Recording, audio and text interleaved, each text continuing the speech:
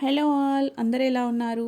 మార్కెట్‌కి వెళ్తే ఇలా ఫ్రెష్‌గా పండు మిర్చి అయితే కనిపించిందండి. చాలా తక్కువ ధరనే ఉంది. సో ఇంకేముంది, పట్టుకొచ్చేసా చట్నీ పెడదామని. చట్నీ ఏం లేదండి, చాలా ఈజీ ప్రాసెస్.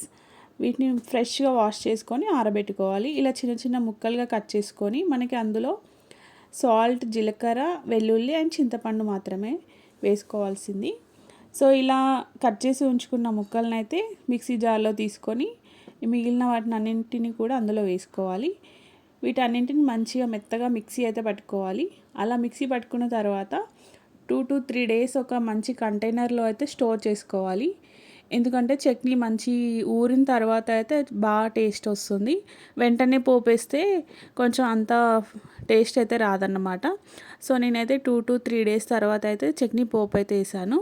మంచిగా ఊరింది, చాలా టేస్టీగా ఉండే. ఇలా అయితే పోపేసుకోవాలి. మనం నార్మల్గా ఎలా ఇంట్లో పోపైతే వేసుకుంటామో చట్నీ కూడా అంతే పోపేసుకోవాలి.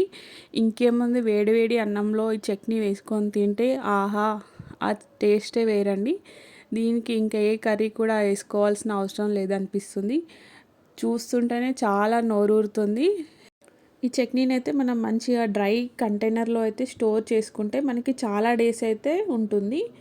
అండ్ ఇది చిన్నపిల్లలకి కూడా అప్పుడప్పుడు వేడి వేడి అన్నంలో వేసి లైట్గా కలిపి పెడితే వాళ్ళు కూడా చాలా టేస్టీగా అయితే తింటారు.